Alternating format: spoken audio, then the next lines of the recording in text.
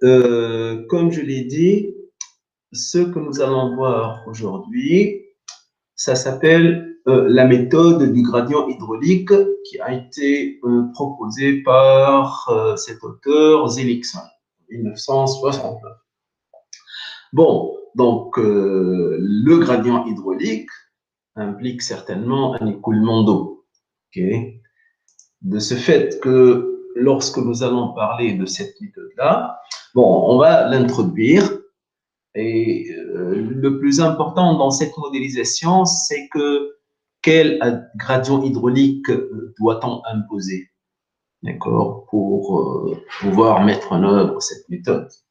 Et par la suite, nous allons voir, bien sûr, un exemple sur un modèle pour bien comprendre comment on détermine le gradient hydraulique. Par la suite, certainement, nous allons comparer on va dire, cette méthode qui s'appelle du gradient hydraulique avec la centrifugeuse pour bien comprendre la différence entre les deux. Et puis, bien sûr, le point le plus important, quels sont les facteurs qui vont, on va dire, présenter des limitations de cette méthode par rapport, bien sûr, à la centrifugeuse pour finir avec des conclusions. Donc, en 1969, Zelickson il a proposé cette méthode pour augmenter les forces de masse dans un modèle, c'est-à-dire la masse, comme la masse volumique. Donc, c'est une force dans le modèle. Alors, nous allons augmenter la force de masse, comme si on va augmenter la pesanteur, mais en ajoutant l'écoulement descendant de gradient hydraulique I. D'accord? Donc, ça veut dire que l'idée consiste à augmenter la force de masse, mais d'une manière un peu particulière, en créant un écoulement. Il va y avoir un écoulement à créer. Alors, la méthode, elle consiste, on va dire, à ajuster.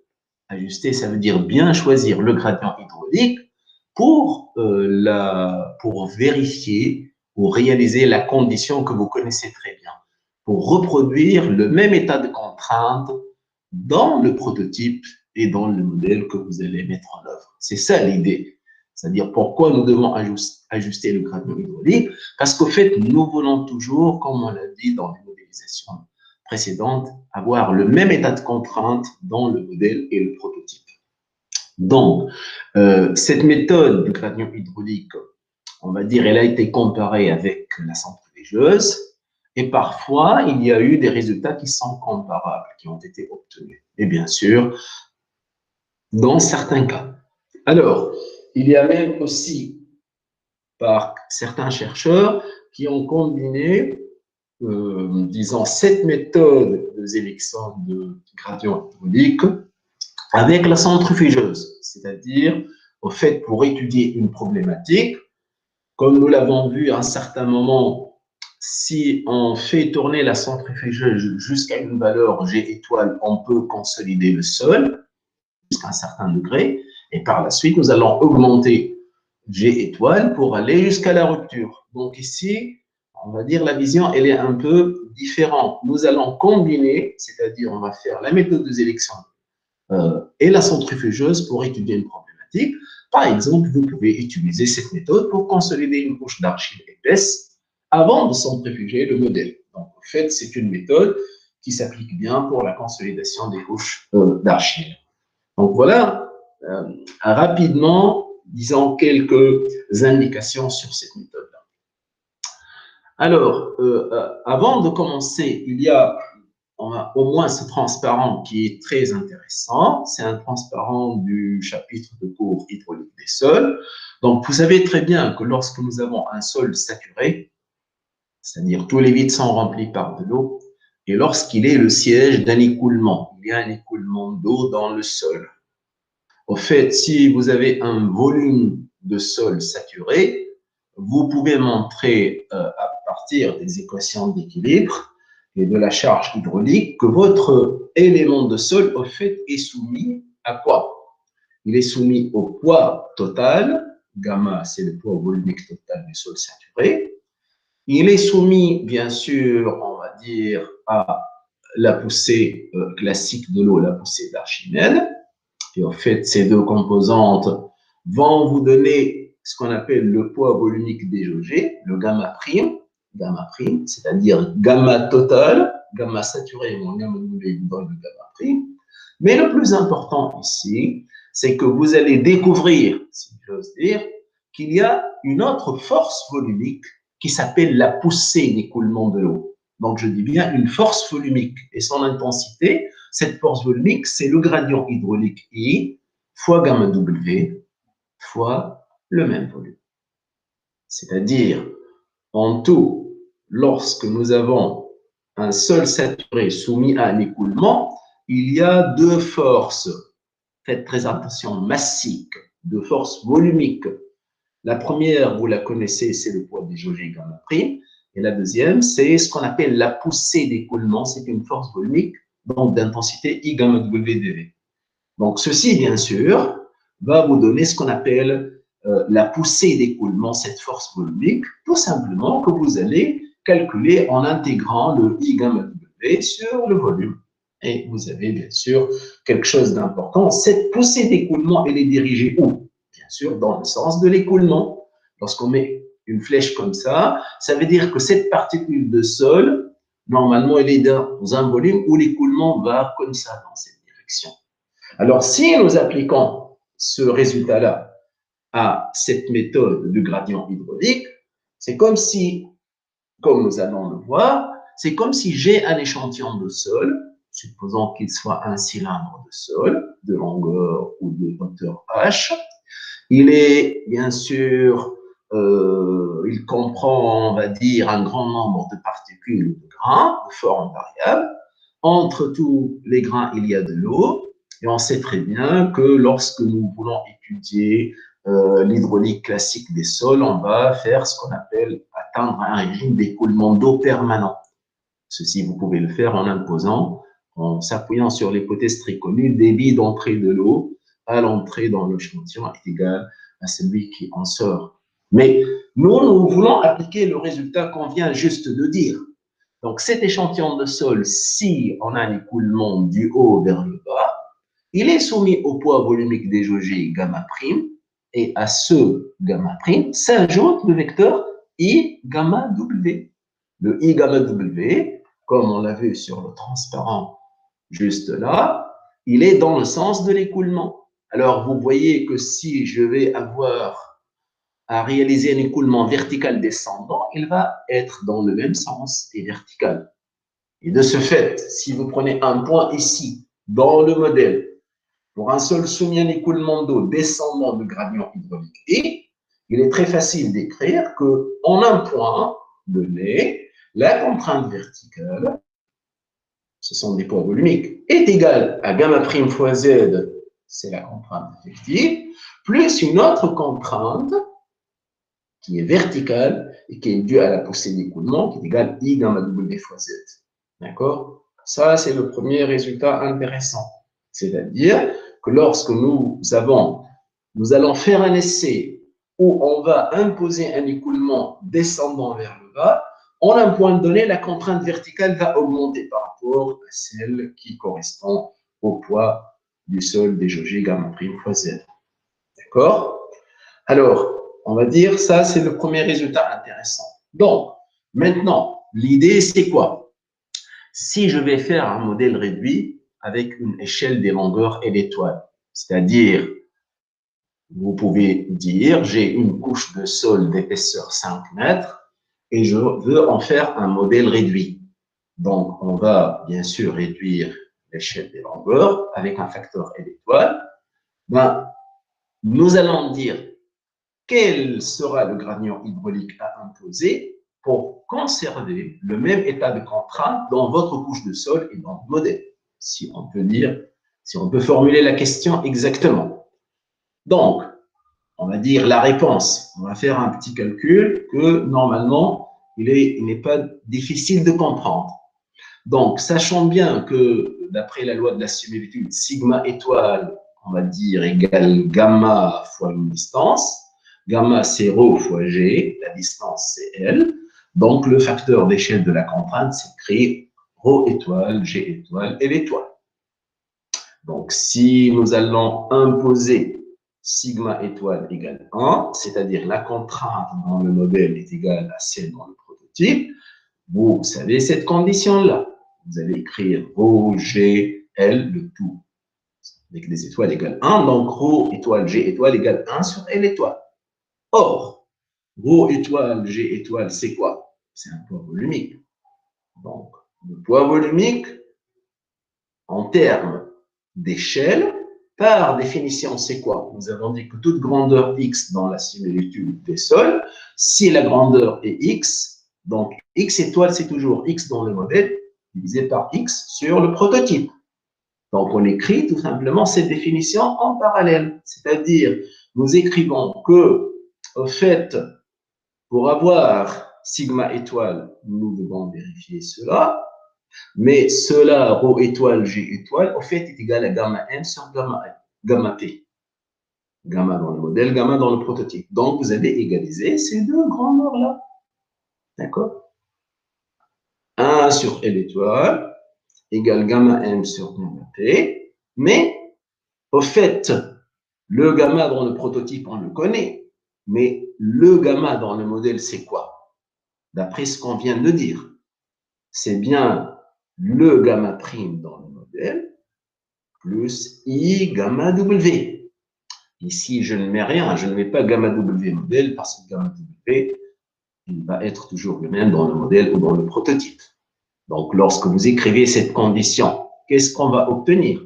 On va obtenir 1 sur L étoile égale gamma prime 1 plus I gamma W sur gamma P, dont vous allez cette égalité-là en déduire la valeur de I.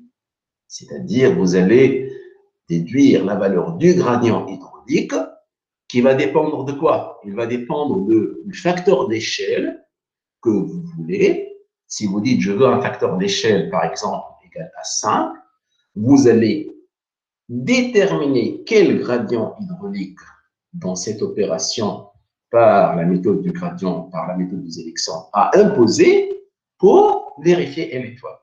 D'accord? Donc, ça, c'est la façon avec laquelle on détermine L étoile. D'une autre, avec laquelle on détermine I. Au fait, nous voulons dire que notre gradient hydraulique, il sera déterminé pour le L étoile que nous souhaitons réaliser, d'après ce raisonnement-là. Alors, ceci, vous pouvez, comme il existe dans le polycopier, qui n'est pas encore distribué, au fait, vous pouvez partir de la définition de sigma étoile.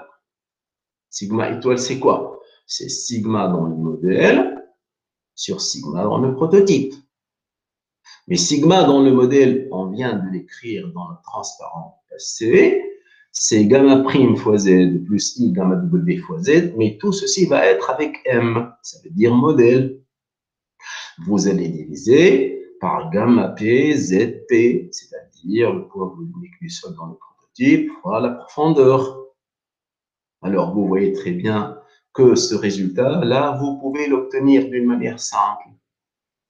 Parce que sigma étoile égale 1. Lorsque vous divisez le Zm divisé par Zp, vous allez avoir au fait et l'étoile ici. Et l'étoile va apparaître. Et le Zp ici, il va disparaître. Lorsque vous allez écrire cette condition-là, vous trouvez que I est donné par la même expression. C'est-à-dire, en fait, vous pouvez raisonner à partir de sigma étoile comme ça. Vous pouvez raisonner plutôt à partir de sigma étoile, la condition en fonction de ρ et G, comme on l'a expliqué. D'accord? Donc, voilà la première étape qui montre que lorsque nous voulons faire cette méthode de gradient hydraulique, enfin, le gradient hydraulique à appliquer, il est lié au L étoile que vous avez, on va dire, le souhait de réaliser ou de considérer. Bon, ici, qu'est-ce que j'ai fait? C'est comme si je vais, on va dire, le I, au fait, c'est un I qu'on détermine expérimentalement. Donc là, on va dire sur ce petit point A, qu'est-ce que j'ai mis? J'ai mis l'équation de la charge hydraulique H égale U sur gamma W plus Z. Et on sait très bien que lorsqu'on écrit cette équation comme ça, le Z doit être dirigé vers le haut. Et que le gradient hydraulique, s'il ne dépend que de Z, en fait, il doit être moins dH sur dZ. Donc, je pense que c'est des notions que vous connaissez. C'est-à-dire que lorsqu'il y a un écoulement d'un point à un autre, cet écoulement s'accompagne d'une diminution de la charge. Le dH, en fait, il est négatif, moins dH est positif pour avoir I est positif. Alors, nous, maintenant, on va dire que l'application du gradient hydraulique, on va plutôt considérer Z vers le bas, parce que nous avons un échantillon de sol et dans lequel il va y avoir un écoulement du haut vers le bas. Alors, si l'axe Z est descendant, il faut juste rendre plus Z moins Z. Donc, ça veut dire que le dZ va être en fait négatif. Donc, le I va être dH sur dZ, comme dZ est négatif. Donc, lorsque vous partez de cette définition H égale U sur gamma W moins Z, vous allez écrire dH sur dZ, c'est très facile, vous allez obtenir 1 sur gamma W du sur dZ moins 1. Faites ça, c'est l'expression du gradient hydraulique. Dans cette condition-là, l'écoulement, il descend vers le bas. Alors maintenant, au fait, expérimentalement, les choses, on va dire, on les réalise comme ça. Comment? Ça, c'est l'échantillon de sol qu'on a montré tout à l'heure.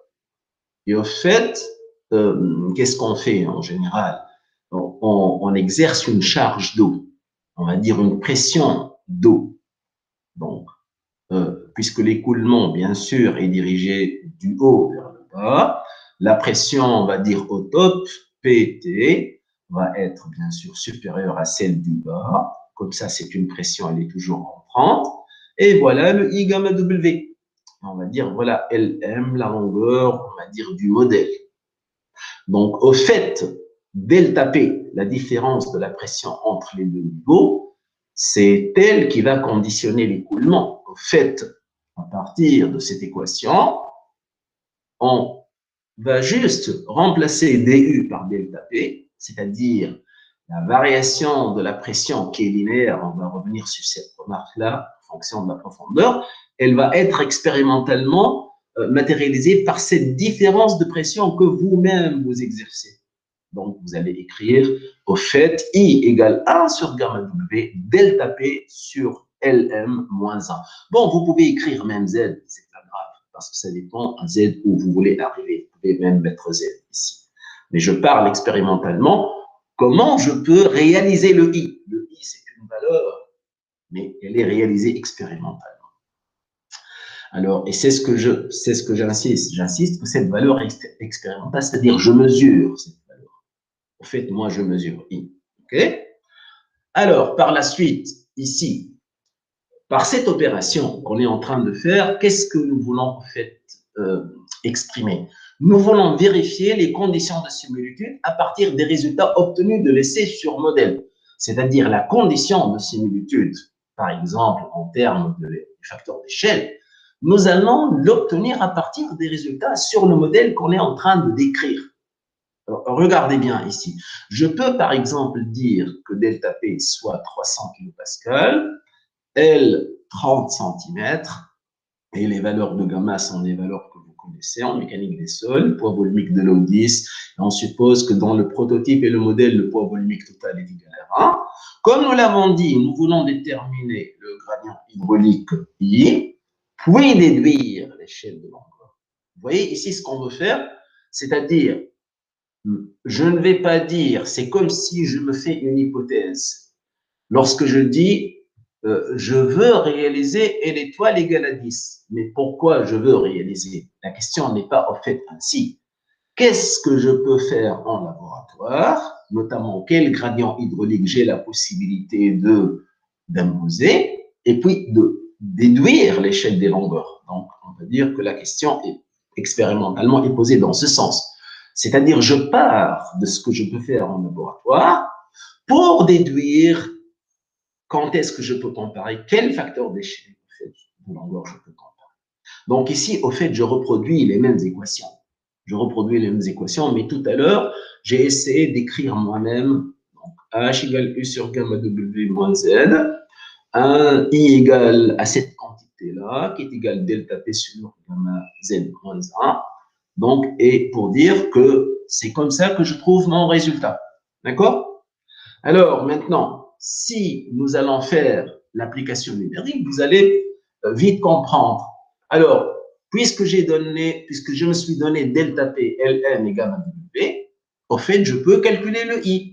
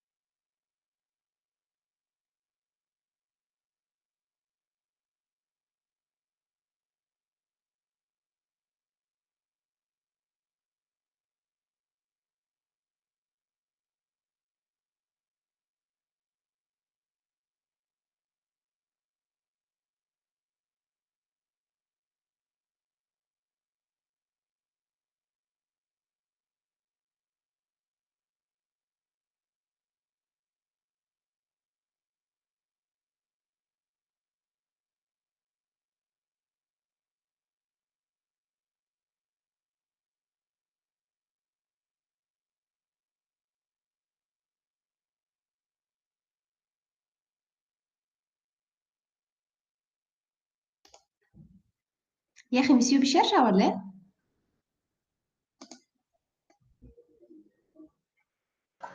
نورمالمون كونيكسيون نورمالمون يرجع با تحسي كتبتي شويه.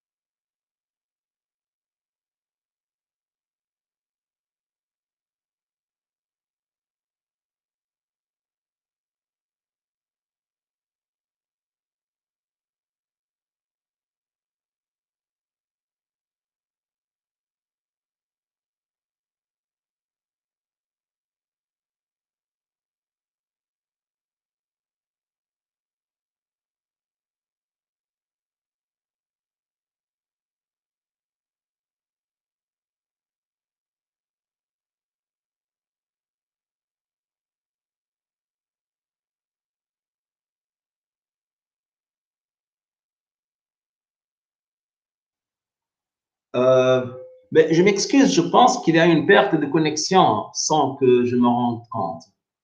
Ok, Mao.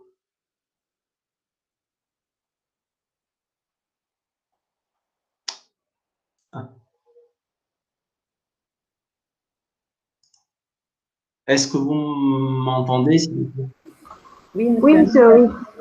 Il y a une perte de connexion sans que je m'en rende compte, c'est le problème. Oui, vous avez quitté la séance. Depuis combien? Depuis combien? Depuis. Donc, je vais revenir au transparent. Peut-être à ce niveau-là, je ne sais pas. Je ne sais pas. On était Donc, à l'application, au niveau de l'application. d'accord. معناتها أنا بالنسبة لي je pense que à peu près là هكا بدينا نحكيو على les facteurs. Hein? Attendez, il faut que vous voyez mon écran, pardon. Voilà. Oui, il faut que vous voyez mon écran, je m'excuse. Bon, ça arrive. Oui, ça arrive. Ça arrive. Pas toujours, parce que l'usage d'Internet, il n'est pas stable. Il n'est pas stable, je m'excuse. Hein. Pas grave. Ouais. Bon, je vais rester comme ça pour que je puisse vous voir. D'accord. Donc, j'ai l'impression que jusqu'à ce niveau-là, vous avez suivi maintenant. Ah, vous n'êtes pas en train de voir l'écran. D'accord. Je vais essayer de remettre. D'accord. Attendez. Présenter l'intégralité de votre écran. Donc, je dois cliquer et partager. Normalement, vous allez le voir. D'accord. Donc, je m'excuse.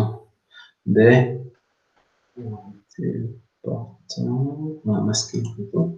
D'accord. Donc, voilà. Normalement, moi, je pense que j'étais à peu près à ce niveau-là, Martha. J'ai commencé à parler surtout des facteurs qui affectent la similitude par la méthode du gradient hydraulique. Non, pas encore. Non. Ah bon?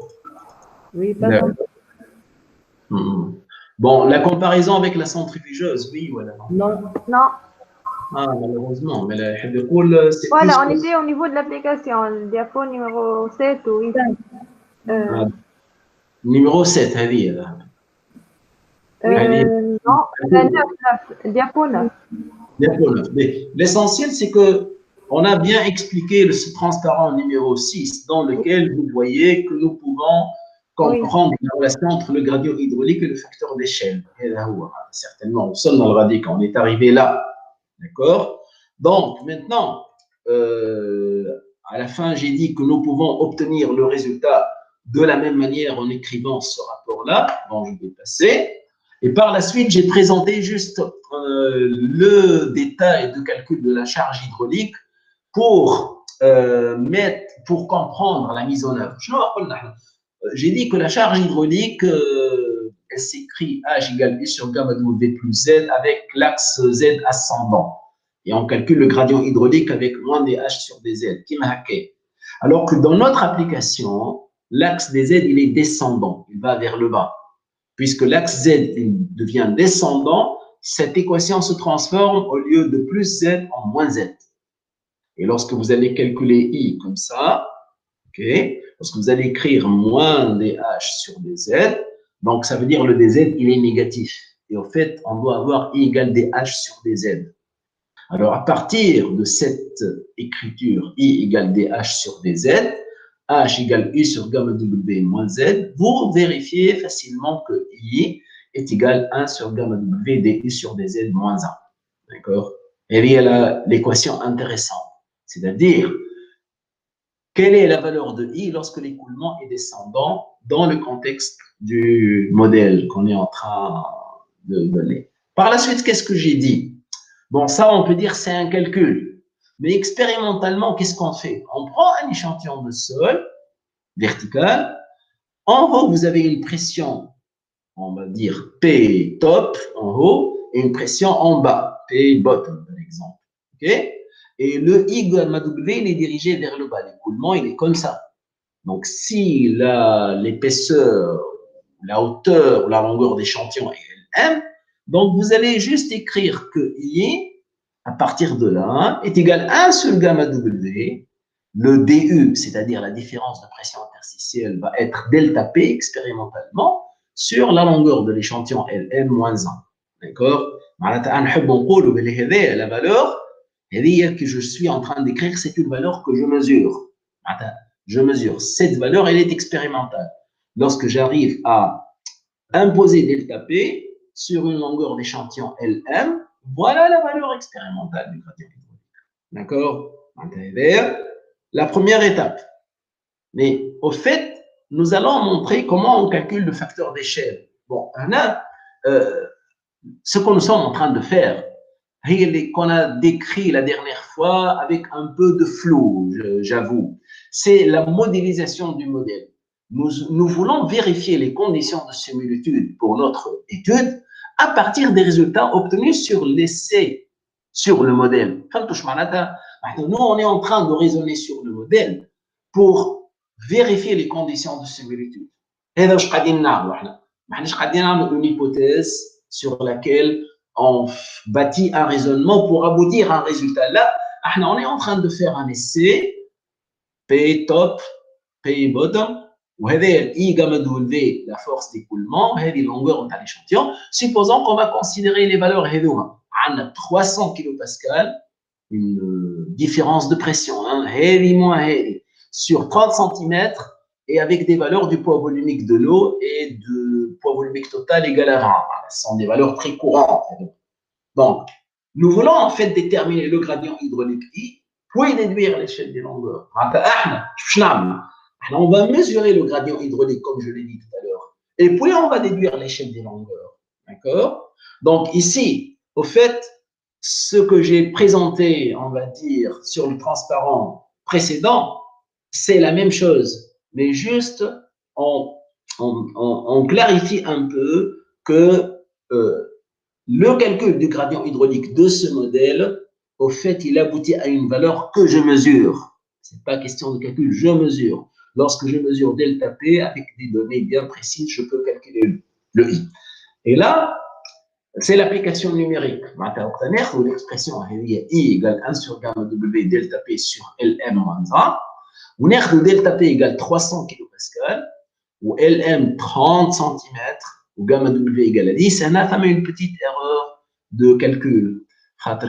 L'expression I a 300 kPa ou on a LM 0,3 mètres, 30 cm à 0,3 mètres, ça doit être en mètres, ou gamma W égale à 10. Au fait, cette valeur, c'est 300 sur 3. Comment, voilà?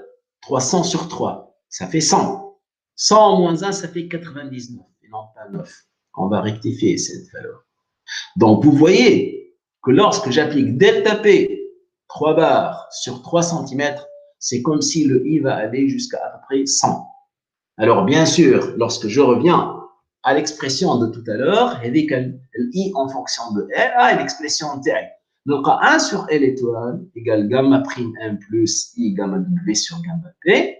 Je vais remplacer la valeur de I là, et la valeur de I. I. Là, je vais 99, bien sûr. Et j'ai fait le calcul, 99, ça fait x 10, 990, plus 10, ça fait 1000, 1000 sur 20, ça fait 50. Vous voyez? Ça veut dire que ce que vous devez réaliser, si je peux imposer un gradient hydraulique de 100, je peux aller jusqu'à un facteur d'échelle de 50. Et vous voyez, l'intérêt, c'est que ce n'est pas le calcul de la valeur, c'est jusqu'à quelle valeur vous pouvez aller en fonction de ce que vous pouvez mesurer. Et de quelle manière avec une expérimentation, je pratique 300 kg Pascal, pratique 100, vous avez compris? Au fait, ce n'est pas une question, je veux assurer l'étoile, je vais voir. Tout dépend de mes conditions expérimentales. Donc, comme c'est écrit en bas, à partir d'un modèle réduit au labo, et pour vérifier sigma étoile égale 1, je vais déterminer la valeur du gradient hydraulique à appliquer. Lorsque je vois qu'est-ce que ça vaut ce gradient hydraulique, je peux déterminer l'étoile. La démarche, au fait, ce n'est pas je veux réaliser l'étoile et qu'est-ce que je dois mettre en laboratoire. Je peux le comprendre comme ça, mais il faut dire qu'est-ce que je peux faire en laboratoire et aller jusqu'à quelle valeur de l'étoile. C'est le plus important. D'accord? Donc, c'est que cette méthode du gradient hydraulique, maintenant, je note un facteur d'échelle moyen, comme on a des conditions expérimentales qui se basent notamment sur la valeur du gradient hydraulique que vous pouvez atteindre. Donc, on est passé à la comparaison avec la centrifugeuse. D'accord? Donc, la comparaison avec la centrifugeuse, pour dire quelle est, au fait, la comparaison dans quel sens? La méthode du gradient hydraulique, elle est peu coûteuse parce qu'on simule des contraintes du prototype avec quelques limitations. Maintenant, je fous les limitations. Mais la préparation du modèle, elle est plus facile à contrôler, bien sûr, pour la méthode du gradient hydraulique. Donc, l'idée essentielle, on veut augmenter les forces de masse. Dans la centrifugeuse, vous augmentez la pesanteur en faisant la rotation du modèle. Faites très attention, j'augmente la pesanteur en faisant la rotation de tout le modèle. Alors que par la méthode du gradient hydraulique, au fait, j'augmente la force d'écoulement dans un milieu poreux. C'est comme si la pesanteur, je ne la touche pas. Et on va le dire. Qu'est-ce qu'on fait? En fait, peut-être sur ce tableau, on verra mieux. Le modèle en centrifugeuse, j'applique une force centrifugeuse sur mon modèle. Alors que dans la méthode du gradient hydraulique, j'applique un écoulement forcé. Dans les deux cas, j'augmente la contrainte. La contrainte résultante due au poids propre. Mais faites très attention. L'augmentation due au poids propre, vous le faites par la centrifugeuse en augmentant la pesanteur. Je prends un G étoile supérieur à 1. Mais là, la pesanteur n'est pas affectée. Allez, la pesanteur, c'est une gamme prime, je vais aller à un autre terme. Ok? Ça veut dire qu'au fait, je ne vais pas avoir un G étoile qui est égal à K fois G. Là, je te dis un G étoile qui est égal à G plus quelque chose. Et c'est quelque chose d'origine écoulement. Et c'est pour cela que, à ce niveau-là, on peut dire qu'en termes d'application, la centrifugeuse, elle a des applications très variées. Alors qu'ici, il est plutôt conseillé de faire une application où l'influence du poids propre n'est pas très, très significative. Si je simule la rupture dans un talus, il est beaucoup plus intéressant de faire recours à la centrifugeuse. Allez, si je vais faire le problème de stabilité d'un talus où la pesanteur a le rôle, c'est le paramètre numéro 1, donc ça veut dire que je vais avoir un peu de problème pour trouver des résultats, on va dire, exploitables, si je peux dire. D'accord? Donc, la méthode du gradient hydraulique, ce qu'on va vers aller, c'est on va dire qu'elle présente des limitations, mais elle permet de simuler des applications en géotechnique, des problèmes importants. Bon, alors maintenant, cette méthode-là, vous m'écoutez, tout le monde, la connexion, elle est là. Oui, on vous écoute. D'accord. Donc, on va bien expliquer ce passage, à mon avis, qui est très important. C'est les facteurs qui influencent la similitude par la méthode du gradient hydraulique. Donc, dans cette méthode, vous savez très bien, il y a l'écoulement. Et l'écoulement, il est décrit dans la plupart des applications par la loi de Darcy. Et cette loi de Darcy, au fait, elle permet de réaliser une distribution de pression linéaire décroissante. D'où une distribution linéaire de la contrainte. Et là, on a une pression linéaire, donc bien sûr la contrainte dans le modèle, elle va être également linéaire. Mais la chose importante à dire, on va déjà passer à la première remarque intéressante. Si je veux, par cette méthode du gradient, diminuer l'échelle des longueurs, je veux diminuer l'étoile. Vous vous rendez compte qu'il faut augmenter le gradient hydraulique. كيفاش ترى؟ نرجع الفورمول هذيك اللي كنا نشوفوا فيها. Si je vais diminuer L étoile, c'est-à-dire je vais augmenter ce terme. Si L étoile diminue, ça veut dire le terme à gauche, il va augmenter. Et comme tous les autres paramètres sont constants, ça veut dire qu'il faut augmenter I. Ah, augmenter I, ça va poser un problème parce que vous allez avoir une loi de Darcy qui peut être non applicable, pour ne pas dire non valide. D'accord? La première remarque, par la méthode du gradient hydraulique, je veux toucher une application où l'échelle des longueurs est petite, donc il faut augmenter beaucoup le gradient. Si vous augmentez beaucoup le gradient, vous augmentez la vitesse, V égale K fois I. Si vous augmentez la vitesse, la loi de Darcy n'est pas valable. Et au fait, la remarque intéressante, elle vient toujours de l'hydraulique des sols.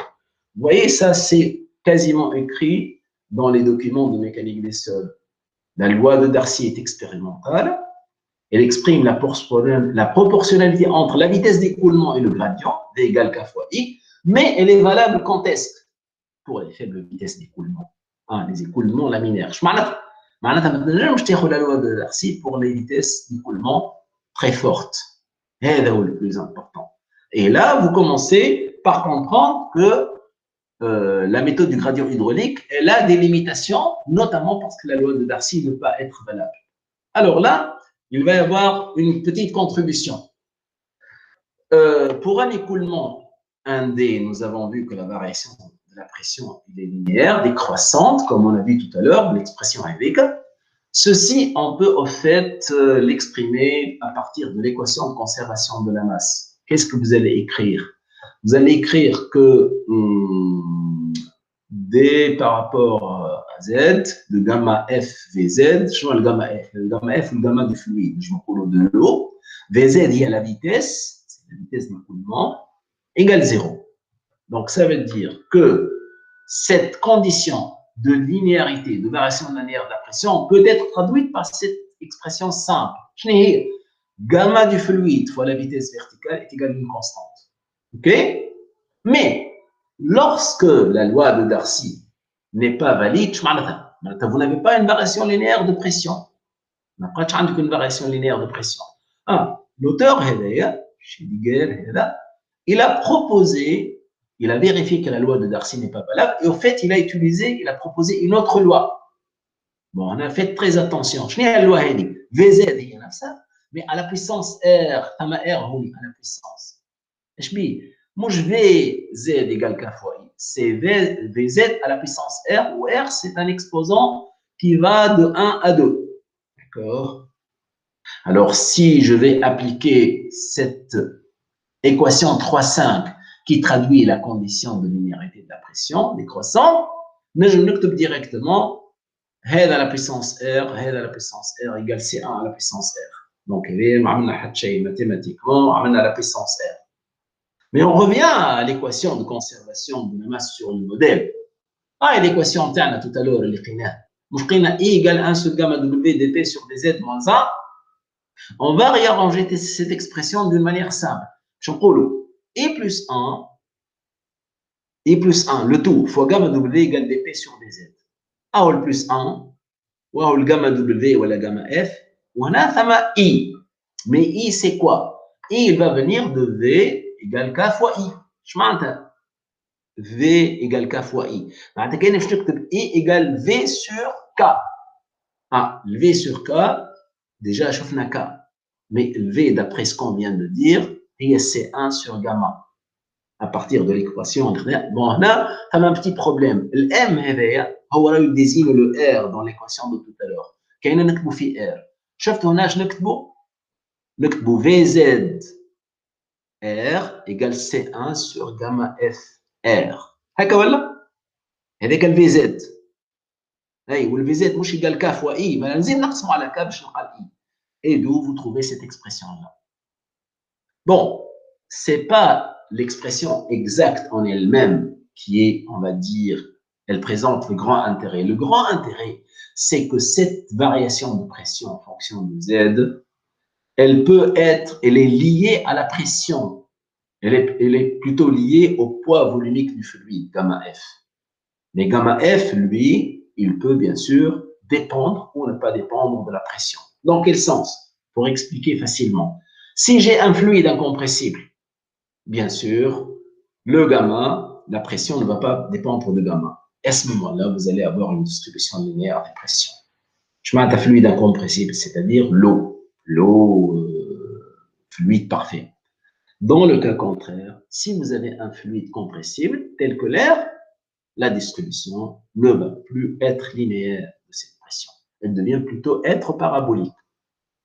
Donc, Monsieur, oui, monsieur, وقت تقع عندنا fluide incompressible donc نستعمل loi de Darcy. هذاك لازم منها. اما هنا نحكيو في الميثود دو غراديون هيدروليك. احنا في الميثود دو غراديون هيدروليك هو شو يقول انه سي لا كونكلوزيون، يقول انه احنا الموديل نتاعنا شفتوه الموديل شفتوه ليكواسيون هذه. مش l'équation هذه تعطيك une variation linéaire de la pression en fonction de Z, bien sûr décroissante. انت هذه وقتاش vous pouvez la réaliser؟ Vous pouvez la réaliser lorsque vous avez un fluide incompressible. خاطر هذه من l'équation هذه تشوف انه gamma F ne dépend pas de la pression. نجمو نقولوا واحد. D'accord? Gamma F هذه ولا la pression plutôt ne dépend pas de gamma F. OK? Donc معناتها احنا بالنسبه لنا ça veut dire que cette condition-là, elle est خرجت من l'équation, نقولوا مش l'équation, نقولوا la corrélation اللي هي V à la puissance R égale donc gamma fois la vitesse égale constant. هي هذه اللي مش تخلينا نفهموا انه la variation de la pression elle est linéaire. Ça veut dire que le poids volumique du fluide il n'influence pas la valeur de la pression que je mesure. Et contrairement, cette variation de pression n'est plus linéaire, elle sera parabolique lorsque j'ai un fluide compressible. Et au fait, moi, j'ai des hypothèses là. Vous m'écoutez, tout le monde, ce ne sont pas des hypothèses. Le raisonnement, il est bâti sur quoi? Il est bâti sur un essai. Un essai sur un modèle. Voilà ce qu'on montre ici. Voilà le résultat intéressant. Nous ne sommes pas en train de faire des hypothèses pour distinguer des cas. Nous sommes en train de partir de la réalité. Je مكتوب هنا نحاول نقراو الدياغرام هذا. Depth below the sample surface. معناتها la profondeur sous la surface de l'échantillon. هذه أو 0.3. وهنا شنو؟ Air pressure in soil sample. اش معناتها الحكاية هذه؟ معناتها dans notre sol, on n'a pas envoyé de l'eau pour assurer un écoulement, on a envoyé un fluide compressible, un écoulement compressible. Et les points que vous voyez, ce sont les points expérimentaux. Quand est-ce que ceci a été mesuré? Lorsqu'il y avait de l'air dans le sol. Vous voyez à la droite, c'est juste pour vous montrer qu'il y a une variation linéaire de la pression en fonction de Z. Mais là, c'est comme si on est arrivé au résultat par élimination. Lorsque nous avons utilisé de l'air compressible dans l'échantillon, on a bien vérifié expérimentalement que le profil de pression, il est parabolique. Mais là, lorsque on envoie de l'eau dans l'échantillon, comme on le voit de l'équation, la variation de la pression est linéaire. La modélisation du modèle, il faut voir comment construire notre modèle pour mesurer des choses, des paramètres qui sont cohérents par rapport, bien sûr, au modèle que vous êtes en train de construire. Donc, la remarque est, comme vous venez de le dire, appliquer la méthode du gradient hydraulique, il faut utiliser un fluide incompressible tel que l'eau pour éviter la variation non linéaire de la pression. La variation non linéaire de la pression, il l'a bien vérifié avec l'air. Une variation non linéaire parabolique. Okay? Mais il dit un peu plus. Il est conseillé d'utiliser l'eau qui est plutôt fluide incompressible, même dans le cas où l'écoulement, il est avec une loi de Darcy qui n'est pas valide. La loi de Darcy, au fait, n'est pas valide. Moi, je le fluide incompressible. Moi, je la vitesse. Je bien sûr, le gradient hydraulique. Donc, on a le gradient hydraulique. Donc, ça veut dire que la loi de Darcy peut ne pas être valable. Mais en fait, les deux sont liés. qui trouve le gradient hydraulique, ça veut dire, en fait, bien sûr, la vitesse مش تكبر, mais vous agissez sur le I. Ah, il y a maintenant une deuxième composante. J'ai la deuxième composante. C'est la perméabilité du sol. Voilà, c'est une discussion intéressante. Donc, il y a V égale K fois I. Dans la première partie, on a compris que I a une forte influence sur la mesure, notamment de la pression, pour l'avoir linéaire ou non, en fonction de la profondeur. Donc, je vais à la K. Ben, on sait très bien que lorsque vous avez un problème de sol et une application, la consolidation des sols fins, les CE de métrique, et que que l'indice des vides, il varie au cours de la consolidation parce que le tassement se produit. Nous avons un échantillon d'argile avant de subir la consolidation. L'indice des vides par consolidation, bien sûr, mais c'est la variation de l'indice des vides qui a donné lieu à la consolidation. Donc, si la perméabilité dépend de l'indice des vides, ça veut dire l'indice des vides va varier au cours de l'essai. Et comme la perméabilité va être affectée, mais le champ de contrainte, le champ de contrainte, il va varier. Donc, fin de la discussion qu'on est en train de faire, théoriquement, on a le même état de contrainte. Mais la méthode هذه باش يكون عندك le même état de contrainte, عندك plusieurs limitations expérimentales. D'accord? شفنا le cas du fluide compressible et incompressible, وشفنا توا la valeur de la perméabilité. معناتها انتم لازم تفهموا انه la méthode هذه du gradient hydraulique, راهي pour pouvoir la mettre en œuvre, elle a des limitations importantes sur le résultat. Donc, مثلا اللي الناس خدموا على الميثود هذه، هنا زيليكسون 1988، نقولوا احنا بعد 20 سنه، قال 1969 هكا ولا؟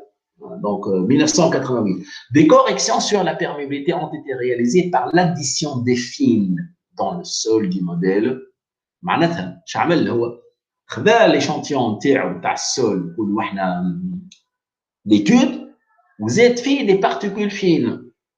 الواش على خاطر كي مش تزيد دي بارتيكول فين soi-disant il va voir l'effet de la variation de la perméabilité sur la mesure هو نتاعو مش يقوم بها مثلا تاع البريسيون.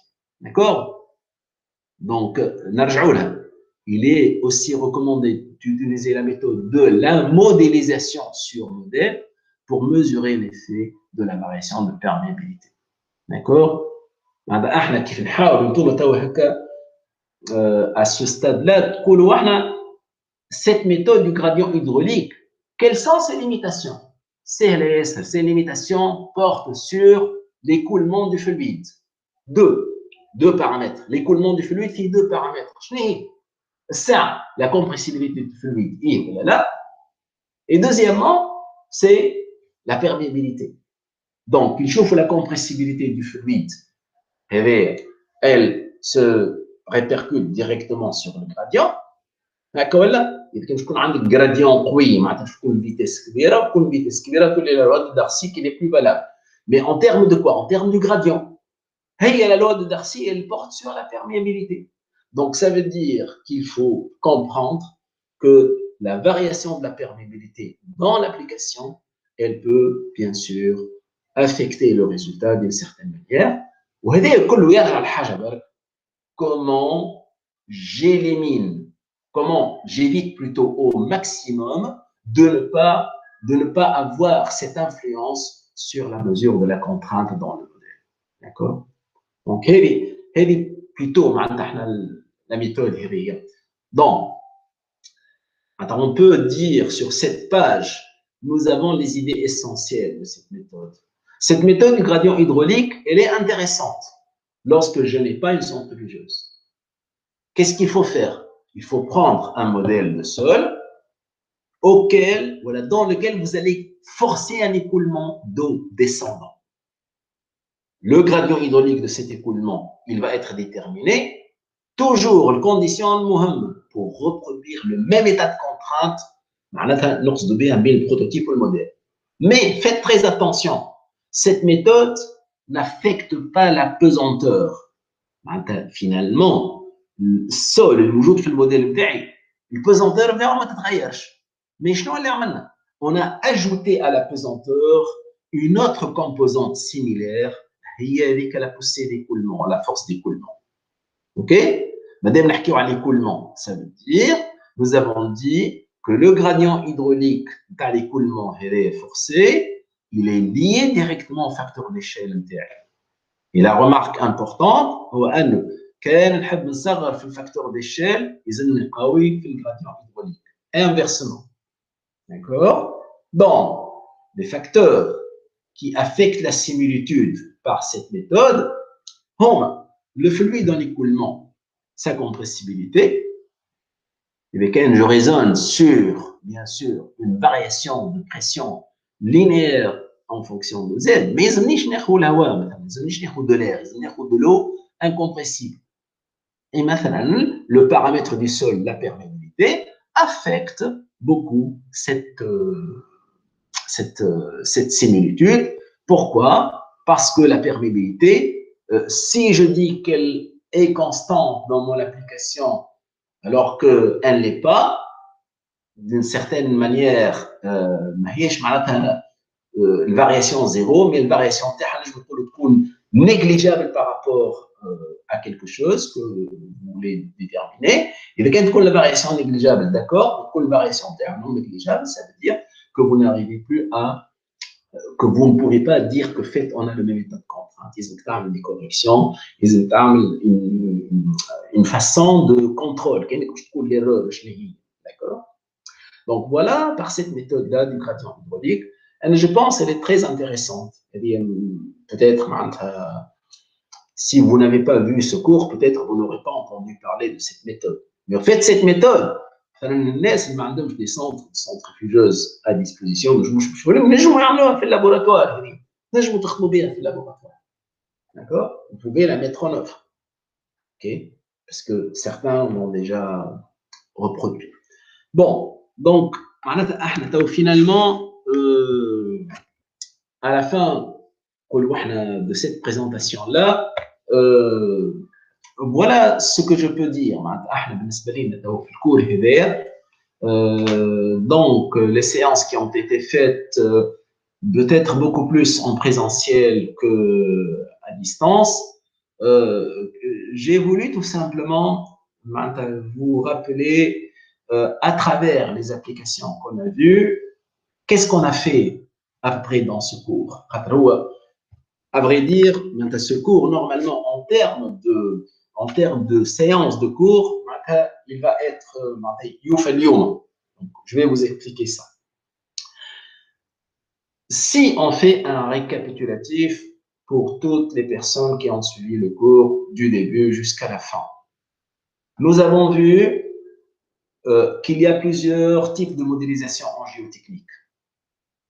Les modèles en vraie grandeur pour le prototype, les modèles réduits, les modèles numériques, et bien sûr qu'il y a des lois de similitude lorsque on parle d'un modèle vraie grandeur par rapport à un modèle réduit. Les conditions de similitude, les métchepouches في cours classique de mécanique des sols.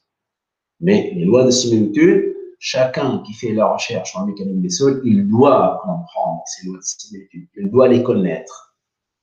Bon, je crois à travers ces modélisations, pour reproduire le phénomène, on se base sur une chose très intéressante, c'est que nous essayons d'avoir un même état de contrainte dans n'importe quel modèle, le prototype, réduit ou le thabouantoua. Donc, nous avons vu que si nous voulons reproduire le même état de contrainte en ayant le même matériau du point de vue poids volumique, donc, la modification de l'échelle des longueurs induit directement un G étoile qui est différent de 1. C'est-à-dire il faut centrifuger le modèle. C'est quelque chose de pas simple. Mais nous avons, voilà, s'il vous plaît, n'oubliez jamais cet avantage essentiel de la centrifugeuse. Vous n'avez besoin d'aucune équation, quelle qu'elle soit, et d'hypothèse pour décrire le comportement. Lorsque vous faites un essai sur la centrifugeuse, ce que vous voyez, c'est la réalité même dans le prototype. Et ça, c'est le point fort, la chose la plus importante des centrifugeuses. Et là, l'avantage de la centrifugeuse. Bon. Donc, lorsqu'on a compris cela, bien sûr, il faut assimiler. L'assimilation, nous avons vu des applications, tantôt avec des modèles en centrifugeuse, un chiffre de la consolidation de dépôt de sédiments, comme celui en centrifugeuse, chiffre le renforcement par colonne en sol traité, à la chaux, la décharge colliant, centrifugeuse, chiffre la paroi mollée, autostable, centrifugeuse, chiffre les inclusions rigides en modèle réduit, avec G étoile égale 1, je vous rappelle ça. Et vous avez encore vu le cas du pieu chargé latéralement sur une pente en centrifugeuse. Et là, en particulier, nous avons compris qu'un modèle en centrifugeuse, malgré ce confort très, très important, je vois le comportement réel de mon système sans faire intervenir de paramètres relatifs au comportement. Au fait, là, on des limitations. D'accord?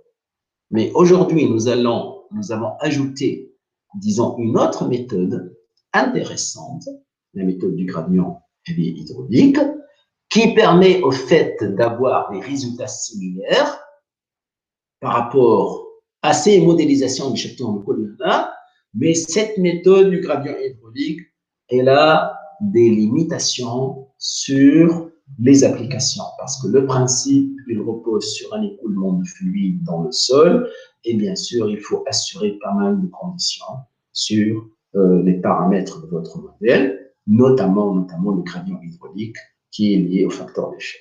Bon, bien sûr, avec tout ça, par moment, nous avons fait quelques exercices, pas plus, nous avons fait des exercices. Quel est leur objectif? Leur objectif, c'était juste de comprendre sur des cas simples le type de questions qu'on peut avoir et pour mieux assimiler les notions les notions enseignées. C'est un cours, c'est vrai, mais c'est pas évident de faire un cours comme ça, parce que ça, on va dire, le menu ou le contenu de ce cours a émané dans certaines conditions, bien sûr, de mon côté. D'accord? Et dans certaines conditions où j'ai été. Mais le plus important, ceux qui font la modélisation en géotechnique, modèle en vraie grandeur, prototype, le prototype, modèle réduit en غالطين. Le langage technique ou la scientifique prototype, full scale. Modèle réduit, scale test model, modélisation numérique, etc. Les lois de similitude, d'accord, et par la suite, tout le reste. OK? Bon, comme on a fait l'année dernière, de toutes les façons, pour les candidats du master. Bon, la suite du travail, ça va être un travail personnalisé. Bon, la dernière fois, on a fait l'expérience, mais elle n'a pas abouti jusqu'au bout. Elle n'avait pas été bouclée jusqu'au bout. Normalement, chaque candidat fait master, un article en anglais sur une application, l'actérienne centrifugeuse, et il va faire la synthèse de l'article. D'accord? Il va faire la synthèse de l'article. Je vais vous expliquer ça la prochaine fois. La synthèse de l'article veut dire il va essayer de faire comprendre aux autres quelle est la problématique, quelle est la démarche, quels sont les buts visés et quels sont les résultats essentiels. Bien sûr, il fait exposé oral, c'est important. C'est un exposé oral, mouche rédigé sur du papier. Donc, en commun accord avec Walid Dimem, le responsable du master, une note en cours de 40%. Okay. Par la suite, vous allez avoir un examen écrit. Bon, il y a un décimales, l'examen de l'année dernière. D'accord? Et les examens en général, ils portent sur un cas d'étude sur un modèle et peut-être une ou deux questions de compréhension, pour ne pas dire question de cours, question de cours. D'accord? Et avec cela, vous aurez validé le modèle. Vous allez plutôt valider votre module. C'est le modèle. D'accord? Donc, voilà un peu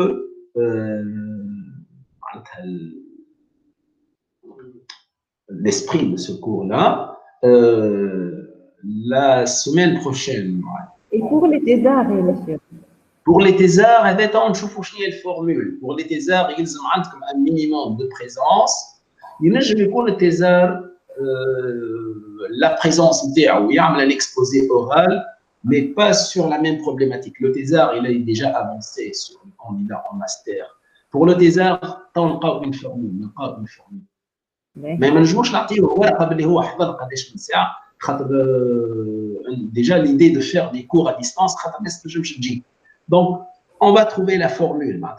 De toutes les façons, les thésards, je peux vous rassurer que vous allez avoir la validation de ce module. بقينا خلينا نحكيو شويه مع سي وليد بلال هو le responsable معناتها شنو هي juste la formule à appliquer. هذا هو. Donc voilà, thésard, je peux lui donner le thésard, l'article, je laisse un exposé oral. Mais je vais juste un résumé sur ça, puis c'est tout. On écrit les 2 pages, etc. Et il aura validé le crédit. D'accord? Donc voilà un peu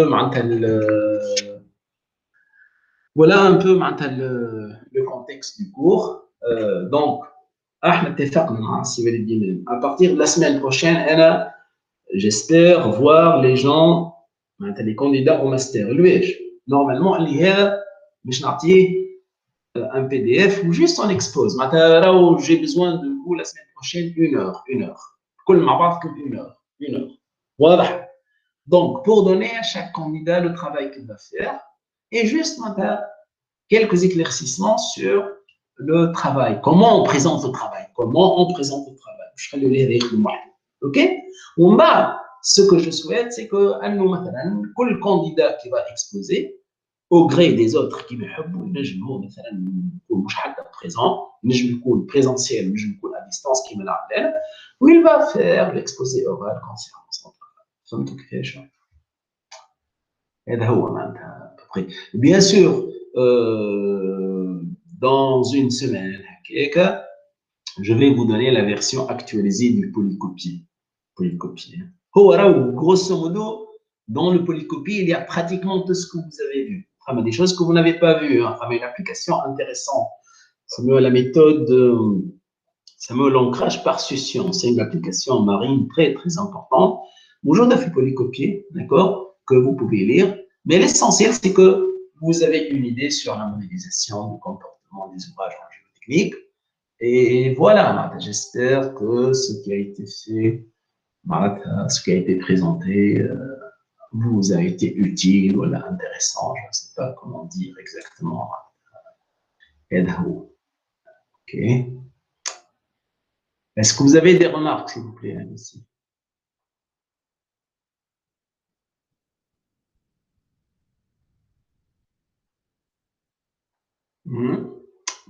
J'ai des remarques de votre part. C'est bon, normalement. Ce que je peux vous dire, c'est que hors de ce cours, si je peux dire, toutes celles qui ont un questionnement à ce sujet, dans la mesure du possible, je vous répondrai. Il n'y a aucun problème. J'espère que parmi vous, il y aura des gens qui vont s'orienter vers cette spécialité, c'est la modélisation des problèmes en géotechnique ou en géomécanique d'une manière générale. Ce ne sont pas des problèmes simples, ce sont des problèmes un peu délicats. Voilà.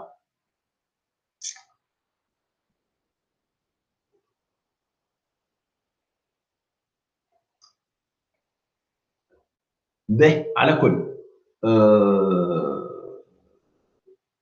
La semaine prochaine, Inch'Allah, qui m'a le waqt هذايا في الأربعة نهار الجمعة, d'accord? J'espère avoir notamment tous les candidats du master pour leur donner le travail à faire. S'ils ne peuvent pas être en présent, ok? Et par la suite, donc, voilà, pour faire la partie. Et je pense que vous allez avoir un autre cours. Donc, vous devez voir avec Céoline. Les gens du master vont avoir un autre cours qui va commencer peut-être la semaine prochaine. OK? Et on peut assister avec eux pour les thésards, bien sûr. Je pense, et là, vous êtes les bienvenus, bien sûr. Vous pouvez bien sûr être présent. Merci beaucoup, monsieur. Voilà, tant que vous attachez à la science, c'est comme ça. OK, Mela? Ben, Mela, je vous laisse et je vous remercie d'avoir suivi cette séance. OK? Et donc, je vous souhaite une bonne continuation. Voilà. Merci beaucoup. Allez, merci, au revoir. Au revoir. Au revoir. Au revoir. Merci.